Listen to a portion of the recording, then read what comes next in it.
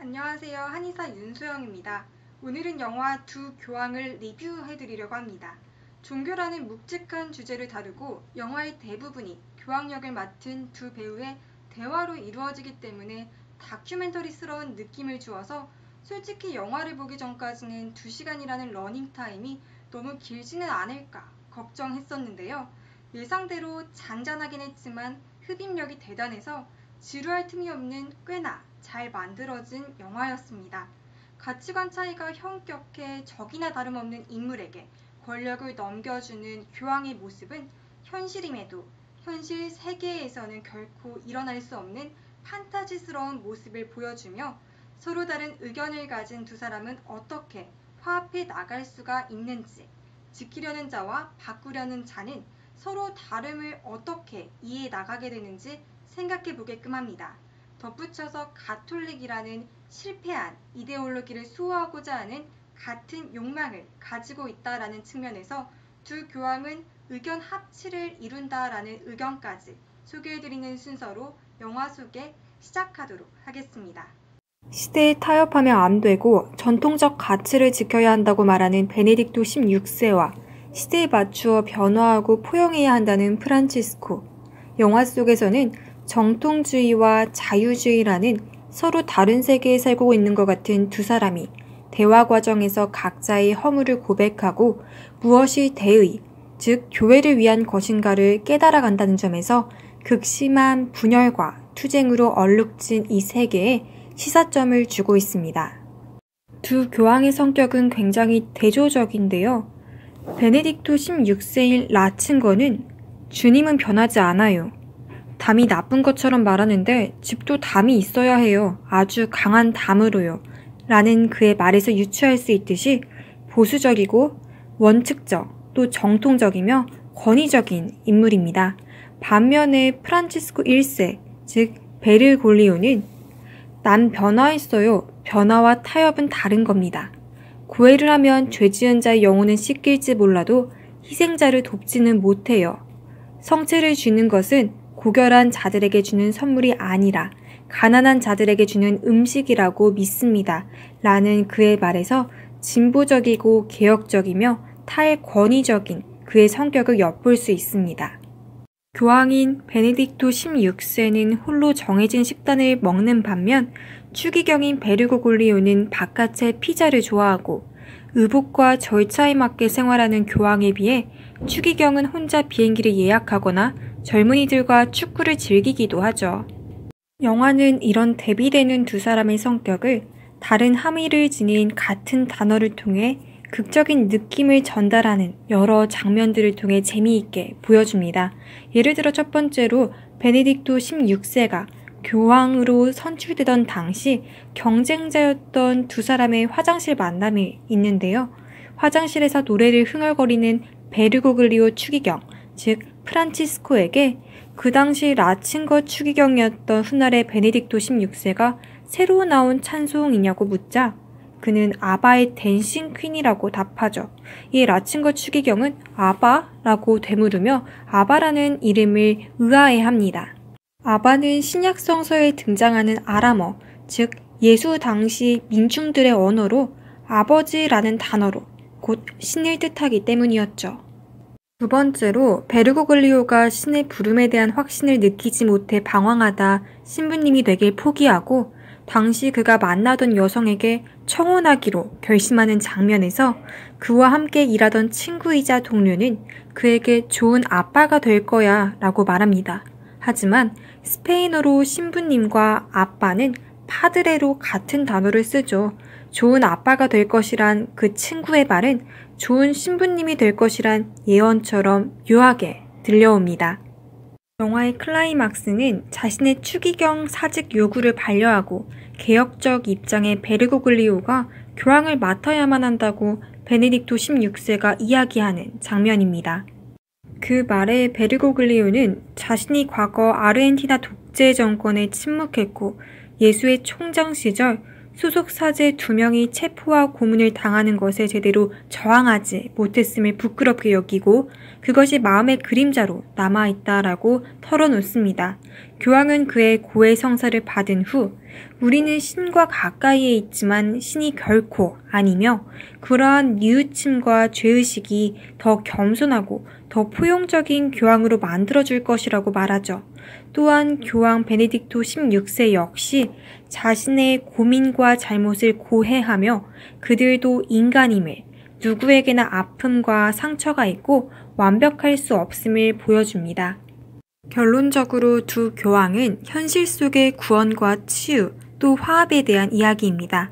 구원은 죽음 저 너머의 이야기가 아니라 지금 여기 현존, 즉 현실에서 자신의 허물과 죄를 참회하고 새로운 인간으로 변화하는 자에게 주어지는 것이란 것이죠. 또한 이렇게 주장하는 사람들도 있습니다. 가톨릭이란 이데올로기를 유지하는 외관인 교황청이 무능한 신을 은폐하고 있다고 말이죠. 독실한 기독교인을 제외한 대다수에게 기독교라는 이데올로기는 더 이상 현실을 설명해주고 유효하게 기능하는 외관으로서의 역할을 하지 못하게 되면서 교황청에서 정하는 일련의 교리나 관습들은 힘을 잃게 되었습니다. 교황청의 규칙에서 어긋난 욕망들이 사회의 주류가 되어버린 것입니다. 고도를 기다리며 있어처럼 신은 그 강림이 영원히 유예되는 존재일 뿐입니다. 현대사회에서 신의 실효성은 의심의 대상이며 언급하는 것 자체로 바보 같은 소리일 따름입니다. 베네딕토 16세와 프란치스코, 이 두 교황은 신은 없거나 혹은 매우 무능하다라는 점을 지나치리만큼 명확히 잘 알고 있습니다. 이른바 신의 대리인이라고 불리우는 교황은 무신론자인 것이죠. 이어서 그리스도는 십자가에서 내려오시지 않았습니다 라는 말을 두 가지로 해석해 보려고 합니다. 사실 예수 그리스도가 정말로 신의 아들이라면 자신을 십자가에 매달던 로마 군인과 그를 헐뜯던 유대 제사장들을 모조리 멸해버리면 되는 게 아닐까요? 첫 번째 관점은 굉장히 현실적인 관점에서 예수 그리스도는 사실 신의 아들 따위가 아닌 한낱 인간에 불과하며 어느 누구도 고문을 당해 만신창이가 된 몸으로 십자가에서 스스로 내려올 수 없다라는 하드보일드한 무신론의 모습을 띠고 있습니다. 반면 예수 그리스도가 정말로 신의 아들임을 인정할 때 십자가에서의 죽음은 모종의 교훈을 주기 위함이라는 유신론의 얼굴을 한 무신론의 의견 또한 있죠. 후자의 의견은 그리스도가 내가 세상에 화평을 주러 온 줄로 생각하지 말라.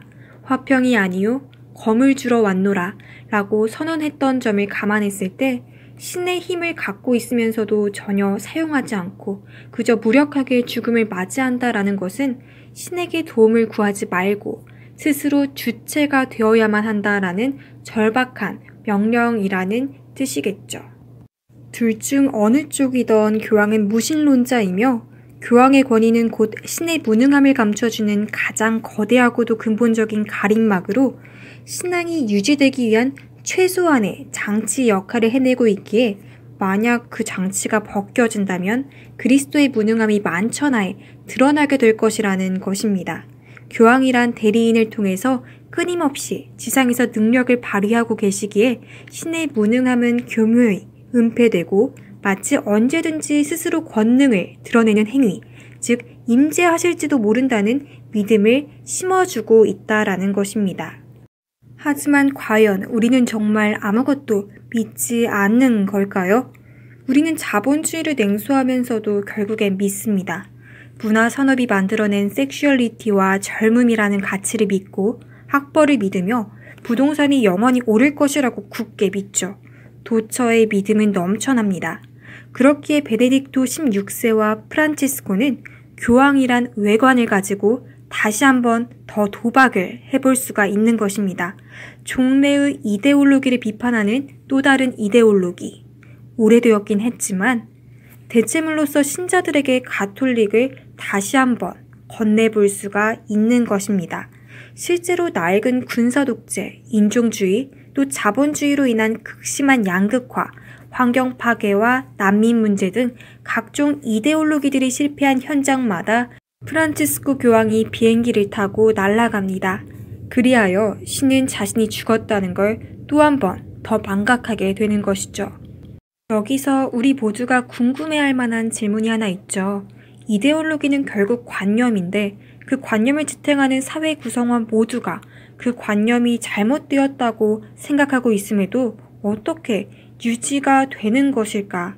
라는 그 질문 말이죠. 중요한 것은 이데올로기라는 외관입니다. 단순히 체제의 실패를 외치는 것은 중요한 일이 아닙니다. 이데올로기가 공개적으로 자신의 실패를 자각하게 된다면 그 체제와 긴밀하게 연결되어 있던 우리들의 생활 자체가 해체되게 되어 대혼란에 빠지게 되겠죠. 그렇기에 모든 이데올로기는 그 외관을 유지하기 위한 유토피아를 필요로 하게 되는 것입니다. 어떤 식으로든 외관의 권위는 유지되고 유지되어야만 할 것이고 다른 말로 하면 이데올로기는 본인이 무능한 줄을 모르게 되는 것입니다. 자신의 부끄러웠던 타협적인 선택을 한 자신의 고민과 잘못을 고백함과 그에 대한 속죄, 베네딕토 16세의 고해성사, 서로 다른 가치관을 지닌 신부에게 권력을 이양하고 그의 결정에 수용, 이 모든 것을 관통하는 것은 바로 화해라는 키워드입니다. 용서하는 건 어쩌면 종교의 몫이 아닙니다. 신의 목도 아닙니다. 용서할 수 있는 건 당사자, 즉 피해자일 뿐입니다. 베르고글리오 추기경은 종교 뒤에 숨지 않았습니다. 평생을 속죄하며 살았고 스스로를 낮추었죠. 그러나 그것이 용서를 받았다라는 것은 아닙니다.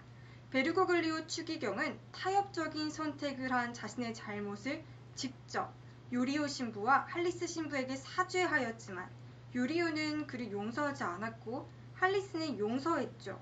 어쩌면 가장 종교가 필요했던 그 순간에 의도하지 않았던 종교는 그들 곁에 없었습니다. 베르고글리오를 용서하지 않은 신부를 비롯해 그를 비판하는 사람들은 언제까지나 꼬리표처럼 그를 따라다니겠죠. 하지만 이렇듯 그를 따라다닐 반역자라는 상반된 평가가 자신의 선택이 바로 죄였음을 알고 항상 마음속에서 잊지 않는 것이 오히려 그에게 교황이 될 자격을 부여하는 것입니다. 그럼 영화 속에 이만 마치도록 하겠습니다. 지금까지 들어주셔서 감사합니다.